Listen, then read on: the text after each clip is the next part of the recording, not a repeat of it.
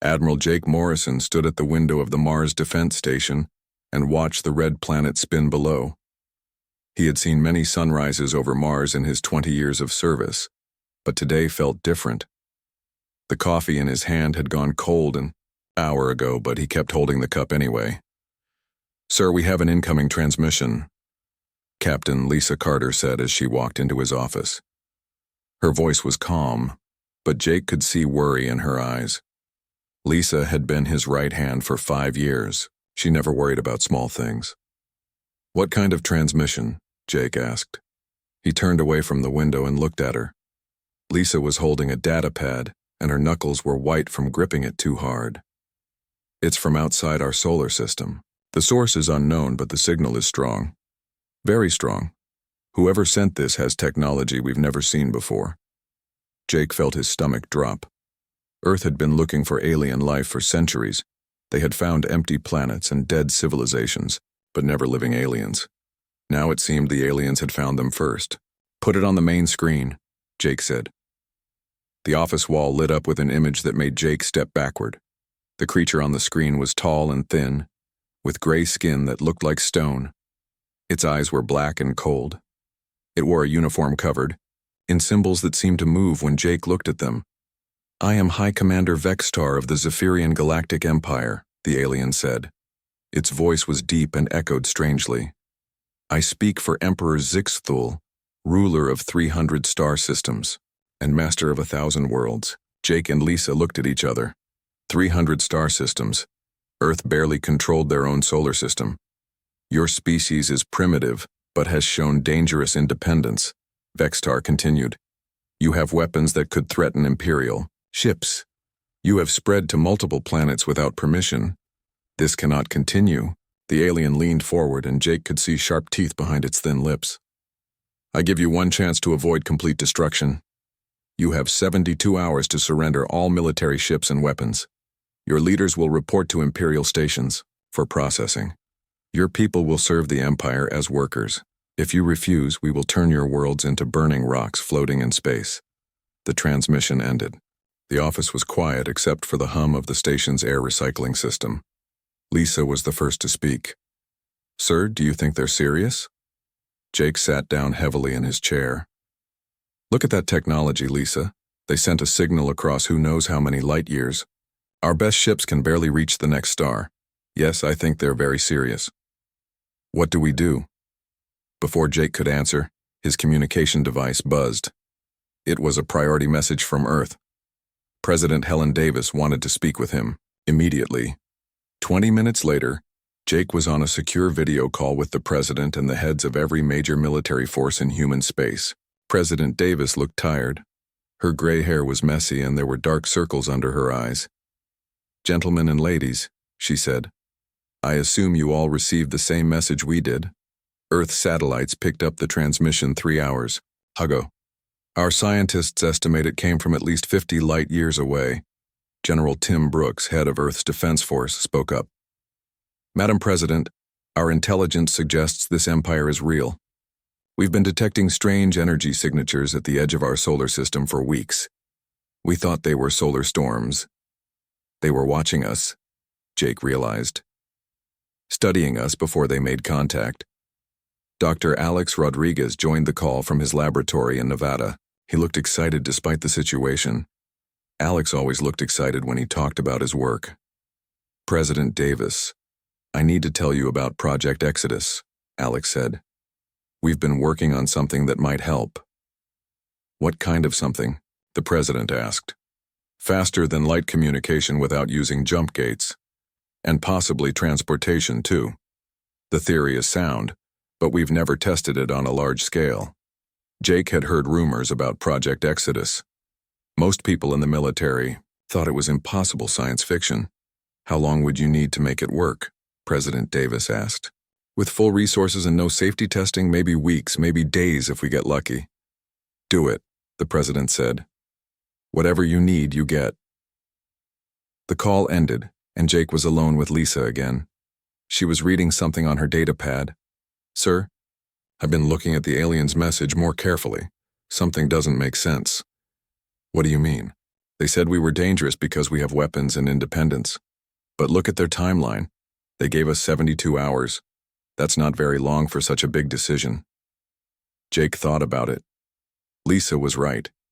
If the aliens were really as powerful as they claimed, why the rush? You think they're in a hurry for some reason? Maybe. Or maybe they're not as strong as they want us to think. Jake walked back to the window. Mars looked the same as always, but everything had changed. Humans were no longer alone in the universe, and the neighbors were not friendly. His communication device buzzed again. This time it was a message from Captain Ryan O'Connor, who commanded a destroyer near Jupiter.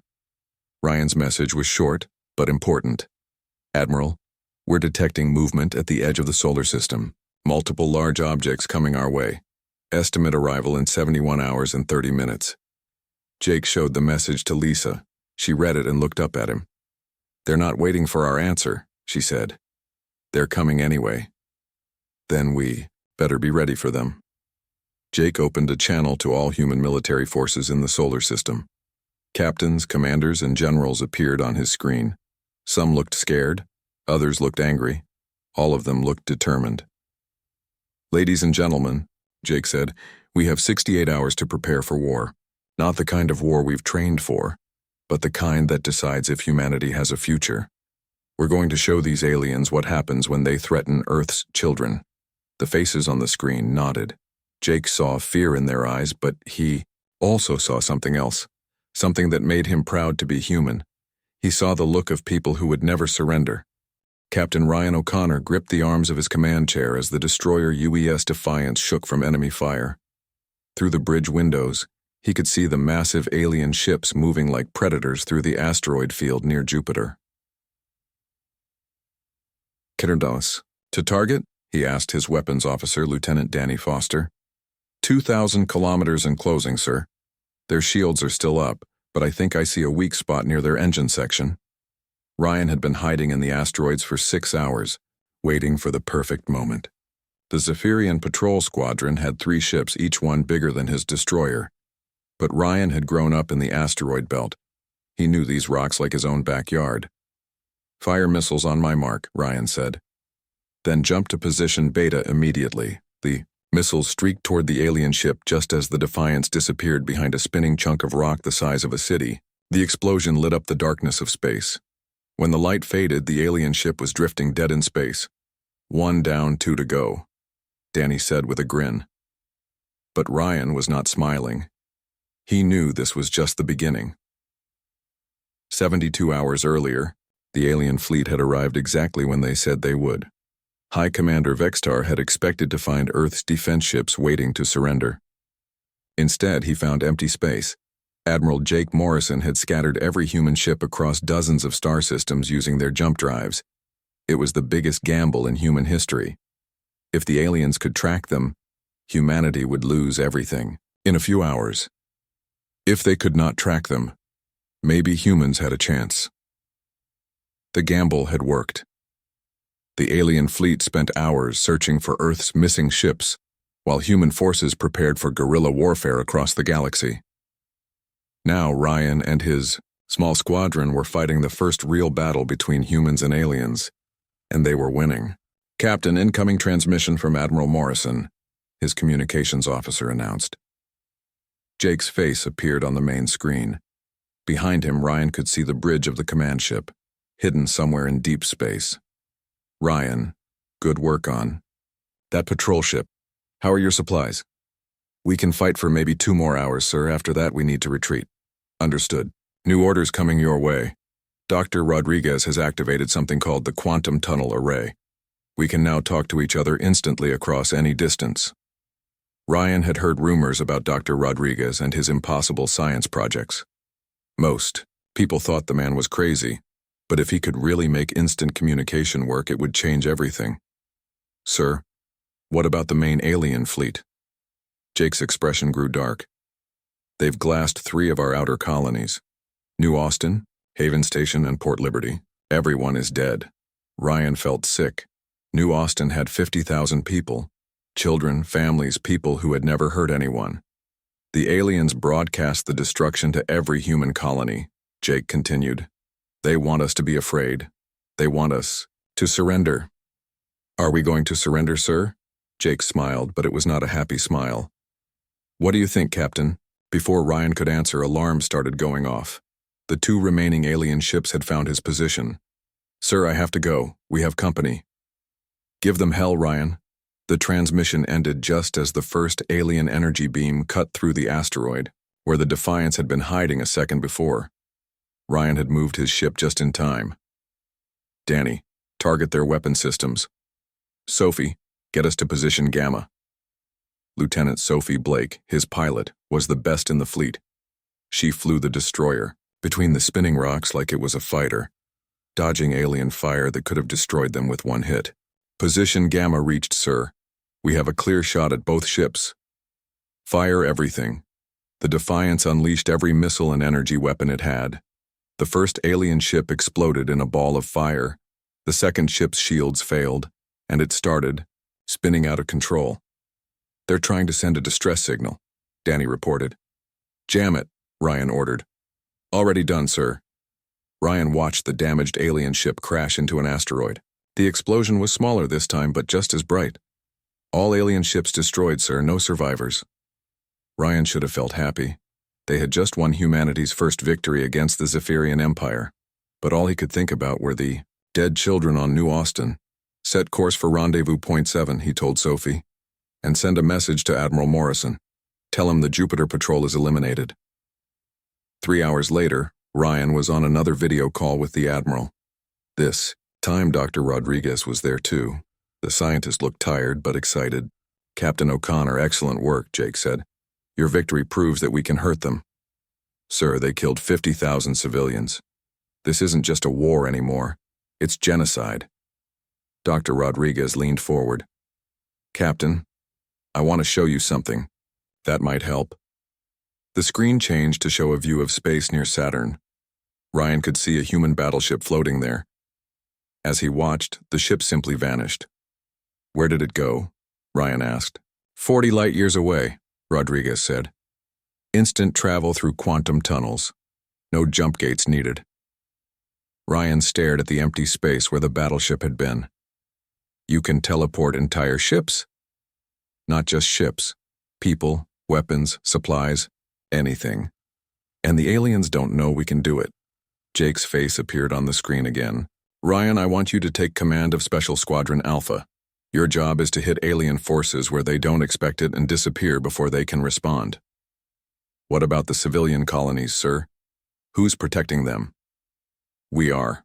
All of us, but not the way they expect. Over the next few days, Ryan learned what Jake meant. The surviving colonists were not running away or hiding. They were fighting back with everything they had. Farmers used mining equipment as weapons. Teachers built bombs from fertilizer. Children, as young as 12, were running messages between resistance groups. The aliens had expected humans to be like every other species they had conquered. They expected fear, surrender, and obedience. Instead, they found something they had never seen before. They found humans who got more dangerous when you threatened their families. Captain Maria Santos, commanding a frigate near the Centauri system, sent a message that made Ryan laugh despite everything. Alien boarding party tried to take my ship yesterday. They were very polite about it. Said we should surrender because resistance was useless.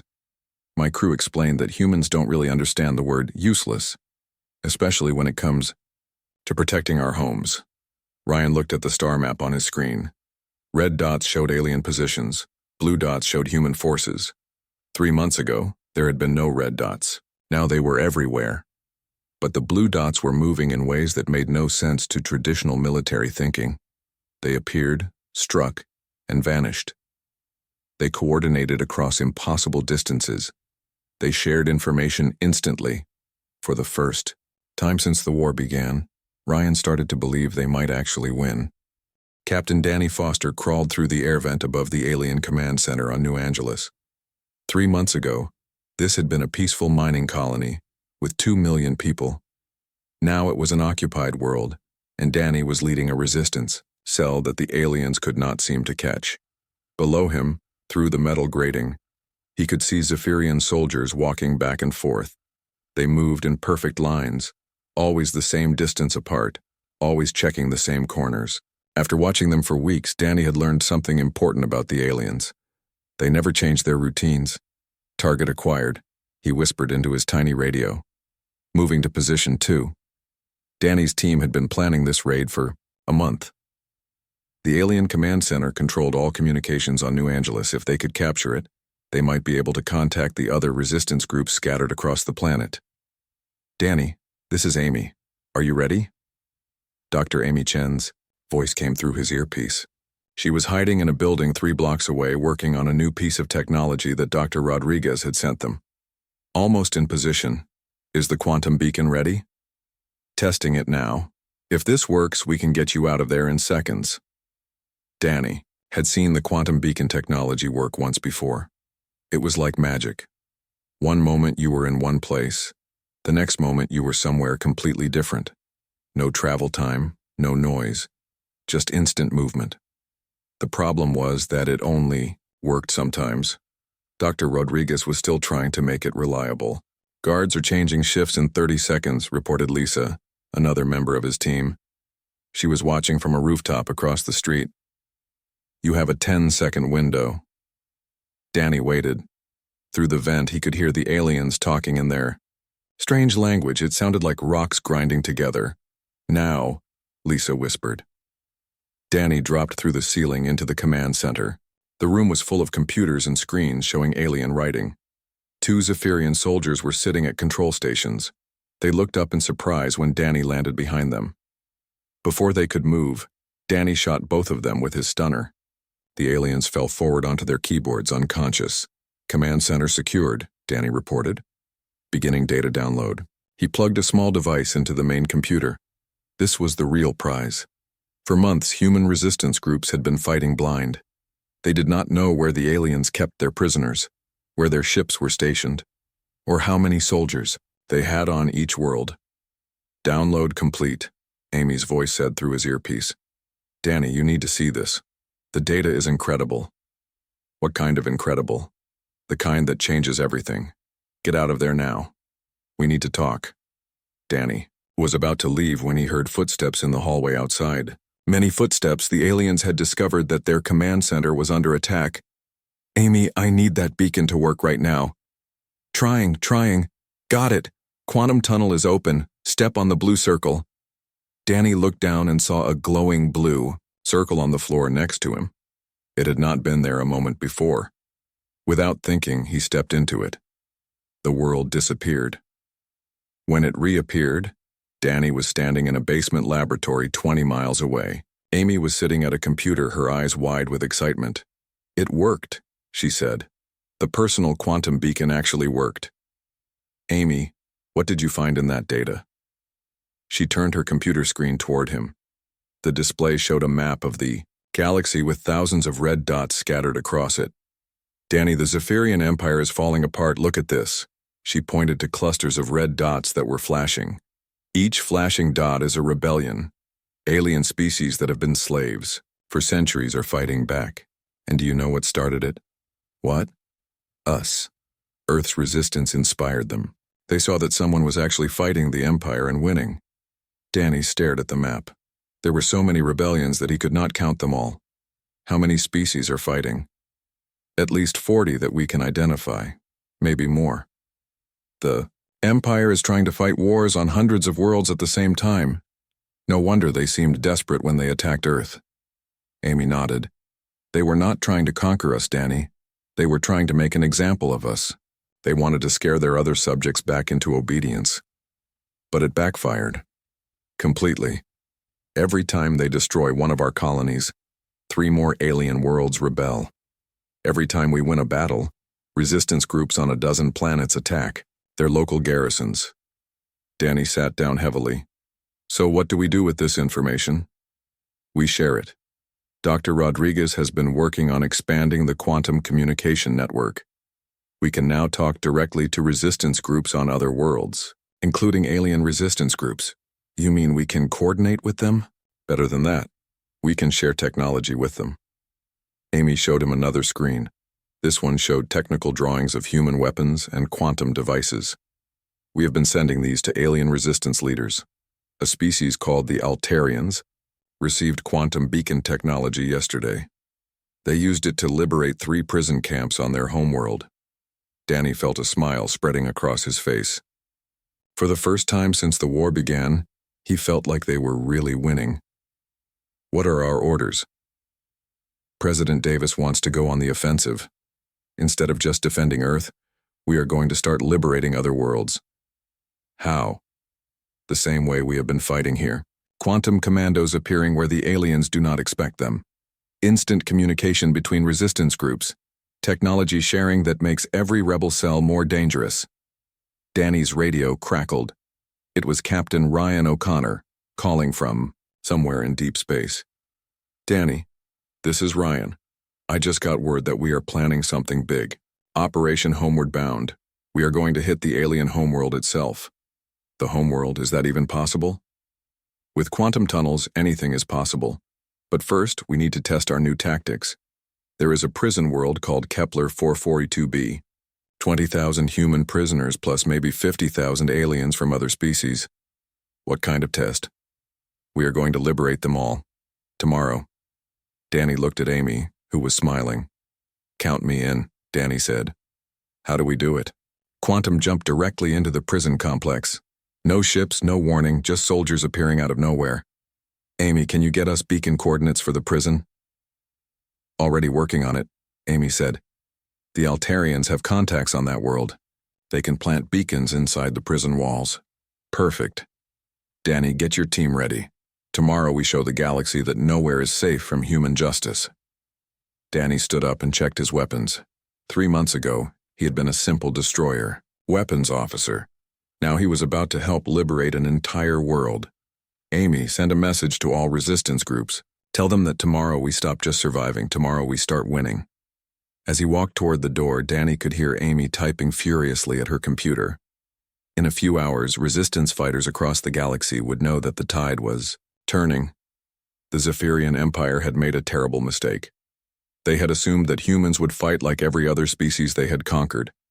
They were about to learn that humans do not fight to lose. They fight to win. And they never stop fighting until everyone is free. Captain Maria Santos stood on the bridge of her flagship and watched something that had never happened before in galactic history. Human ships flew in formation with alien vessels, their crews working together against a common enemy. Maria, this is Captain Zethkar of the Altarian cruiser Freedom's Dawn, came a voice through the communication system. The alien's English was careful but clear. My weapons are ready. Are your quantum jumps prepared? Ready when you are, Zethkar, Maria replied. Remember, we appear directly above their capital city and hit fast. No time for traditional space. Battles. 6 months had passed since the liberation of Kepler 442b. That victory had changed everything. Word spread across the galaxy that humans could appear anywhere, anytime, without warning. More importantly, they shared their technology with anyone willing to fight for freedom. Now Maria commanded the first mixed-species fleet in galactic history. 50 human ships fought alongside 30 Altarian cruisers, 20 Centauri fighters, and vessels from a dozen other species that had broken free from Zephyrian control. All ships prepare for quantum jump, Maria announced. Target is the Rigel system. Intelligence reports indicate major Zephyrian fleet movements there. Dr. Amy Chen's voice came through a secure channel from Earth. Maria, quantum tunnels are stable. You have a 30-minute window before the Empire can track your position. Understood. Beginning jump sequence. The space around Maria's fleet shimmered, and suddenly they were 40 light-years away, hanging in orbit above a blue and green world. Below them, Zephyrian warships were arranged in perfect formations around the planet. The aliens never saw them coming. All ships engage targets, Maria ordered. The battle lasted only 10 minutes. Zephyrian ships were designed to fight enemies who approached slowly through jump gates. They were not prepared for an entire fleet that appeared directly, behind their defensive lines. When the last alien ship was destroyed, Maria opened communications with the planet below. This is Captain Maria Santos of the Terran Liberation Fleet. Your world is now free. We have quantum beacons and medical supplies ready to transport down. Who speaks for your people?"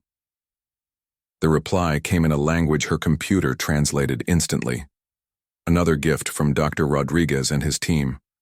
"I am Governor Yextal of the Rigelian people. We have been slaves for 300 years. Is this real?" "It's real, Governor. And you're not alone. 50 other worlds have joined our network. Distance doesn't matter anymore. Borders don't matter. Only freedom matters." While Maria coordinated the liberation of Rigel, High Commander Vexitar was having the worst day of his very long life. He stood in the war room of his flagship, staring at a holographic map of the galaxy that showed disasters everywhere he looked. "Report," he ordered his aide, a nervous young officer named Subcommander Kreltos. "Sir, we have lost contact with 17 more systems. The humans have liberated the Vega colonies, 3 mining worlds in the Outer Rim, and somehow freed the prisoners on Fortress Station Omega." "How is that possible?"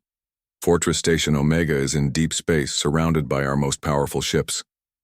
"Sir, the humans appeared inside the station. Our ships never detected their approach. The prisoners were gone in 20 minutes. Vextar felt a cold fear in his chest. For 800 years, the Zephyrian Empire had conquered species after species. They had never faced an enemy like this. "What about the planet killers? Are they ready?" "Construction is proceeding, sir, but there have been problems." "What kind of problems?" "Sabotage, sir. Workers from 12 different species have been working together to delay construction. They appear to be coordinating their efforts across multiple star systems."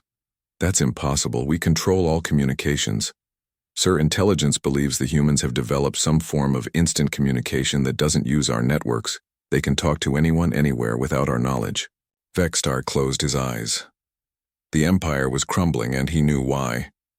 For centuries they had ruled through fear and isolation. They kept their subjects separated, unable to communicate, unable to hope. Now the humans had given everyone hope, and technology, and the ability to fight back. On Earth, Dr. Rodriguez was working on his greatest achievement yet. The Omega Protocol would allow quantum tunneling on a scale never before imagined. Not just ships or people, but entire planets could be connected in real time. "Alex, are you sure this will work?" President Davis asked. She had aged years in the past 6 months, but her eyes were bright with determination. "The theory is sound, Madam President. We can link every free world in the galaxy through quantum tunnels. Trade, communication, mutual defense, everything becomes instant.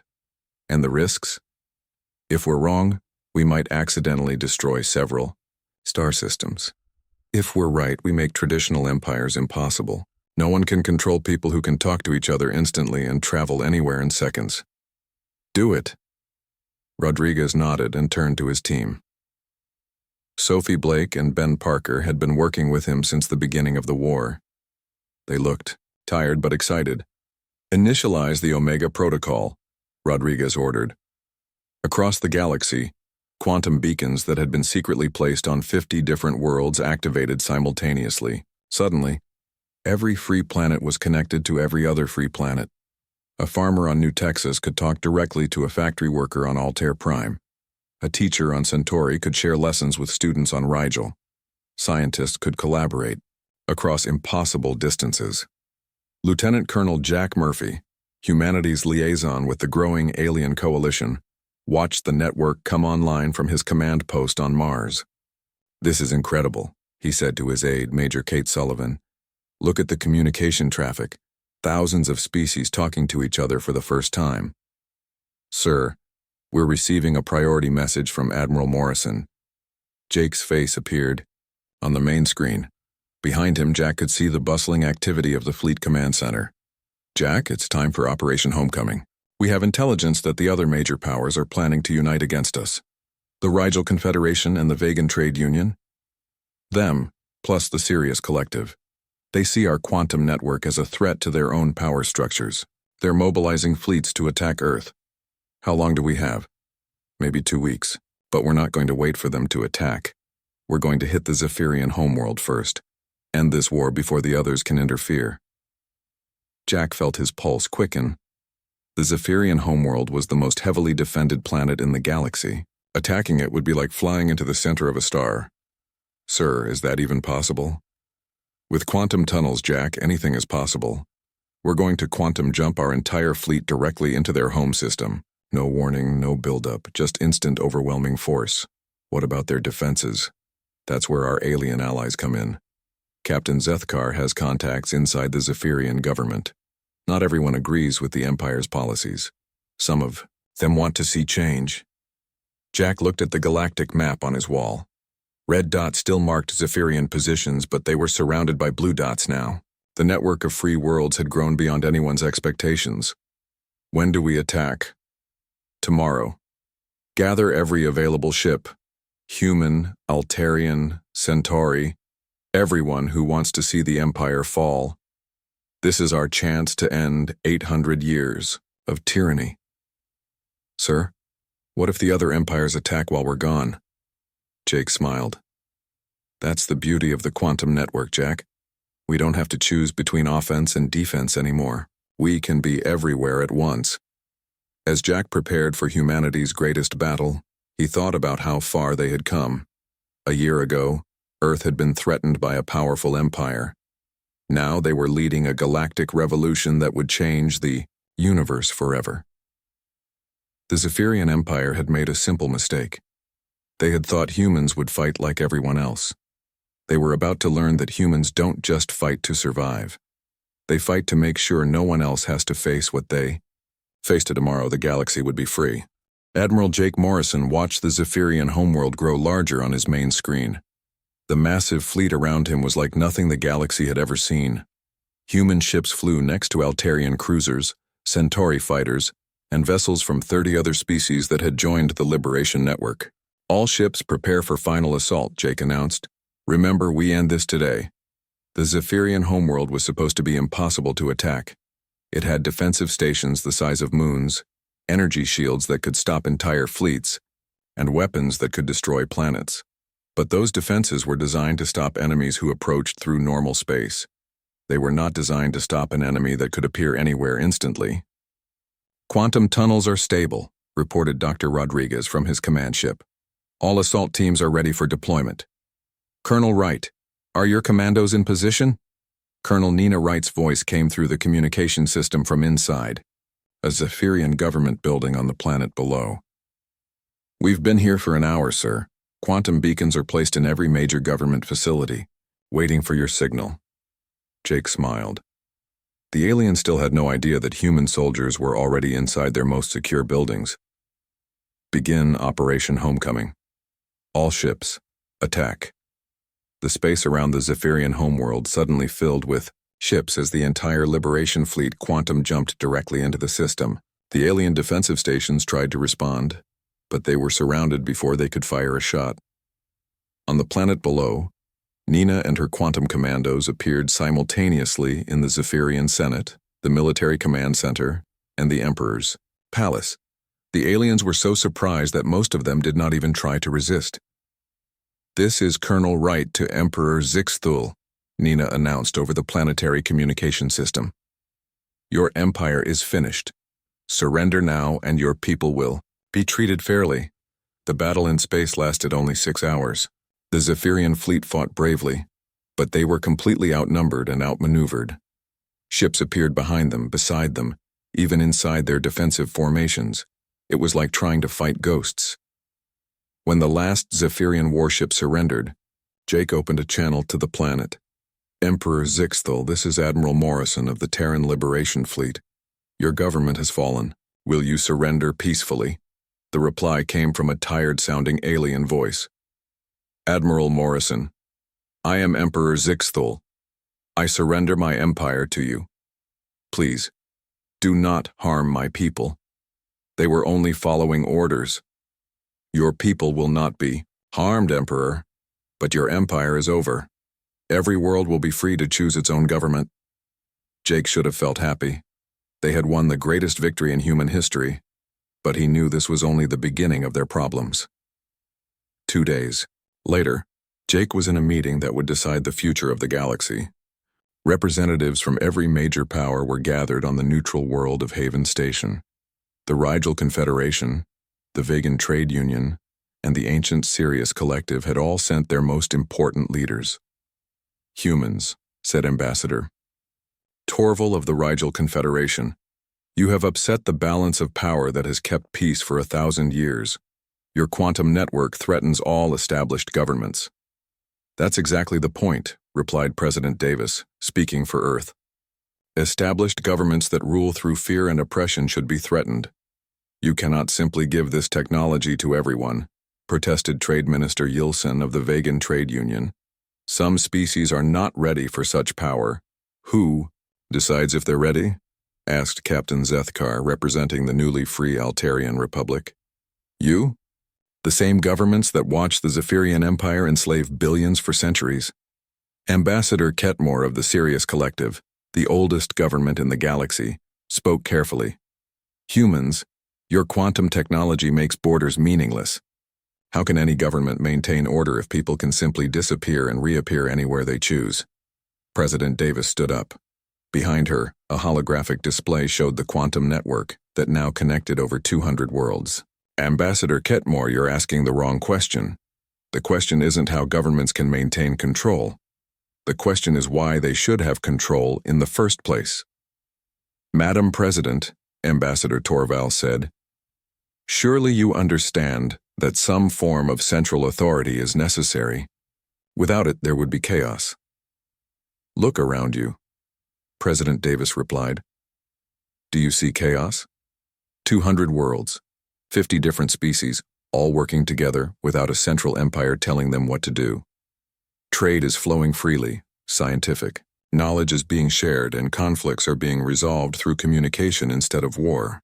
But what if someone uses this technology for evil purposes?" Trade Minister Yilsen asked. Dr. Rodriguez, who had been quiet until now, finally spoke. "Minister, the quantum network doesn't just allow movement and communication, it allows accountability. If someone commits a crime on one world, every other world knows about it instantly. Criminals can't hide. Corrupt governments can't cover up their actions. Truth travels as fast as lies now." Ambassador Ketmore looked troubled. "You are describing the end of traditional government as we know it." "Yes," President Davis said simply. "That's exactly what we're describing."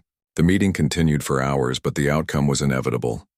The other governments could choose to join the quantum network as equals, or they could be bypassed entirely as people simply quantum jumped around their borders. One by one, they agreed to join. 6 months later, Jake stood on the observation deck of humanity's first interdimensional research station. Through the window, he could see stars that belonged to entirely different universes. Dr. Rodriguez had pushed the quantum technology even further, making contact with parallel galaxies possible. "It's beautiful, isn't it?" said a voice behind him. Jake turned to see former High Commander Vexitar approaching. The alien looked different now. He wore simple civilian clothes instead of his military uniform, and his expression was peaceful. "Vexitar, I didn't expect to see you here. I work as a cultural exchange coordinator now, teaching human children about Zephyrian art and history. It's more satisfying than conquest ever was. Do you ever regret how things turned out?" Vexitar considered the question carefully. "Admiral, when I first met your species, I thought you were just another primitive race that needed to be controlled. I was wrong about everything. What changed your mind? You could have destroyed my people after you won. Instead, you freed them. You could have created your own empire. Instead, you created a network where everyone is equal. That's when I realized that humans don't think like conquerors. You think like liberators." Jake smiled. "We just want everyone to be free. That's what makes you dangerous to tyrants and precious to everyone else." They stood together in comfortable silence, watching stars that had never been seen before. Around them, the research station buzzed with activity as scientists from dozens of species worked together to explore new universes. A young voice called out behind them. "Commander Vexitar, are you ready for today's lesson?" They turned to see a group of human children, their faces bright with curiosity. Vexitar's expression softened. "Of course, children. Today we'll learn about Zephyrian poetry and how it influenced the development of their architecture. As Vextar walked away with the children, one of them asked, "Commander, how did the humans beat your empire if it was so powerful?" Vextar paused and looked back at Jake. "They taught us something we had forgotten, little one. They taught us that the strongest force in the universe isn't weapons or armies or fear. It's the simple idea that everyone deserves to be free. Even their enemies? Especially their enemies." Jake watched them go and then turned back to the window. Somewhere out there in countless other universes, there might be other empires, other tyrants, other species that needed to learn what the galaxy had learned. Humanity was ready to teach them. The quantum network had grown beyond even Rodriguez's wildest dreams. Every day, new worlds joined. Every day, new species discovered that they didn't have to live in fear anymore. The galaxy had learned a simple truth. When you threaten Earth's children, you don't just get a war, you get a revolution that changes everything. And that revolution was just getting started.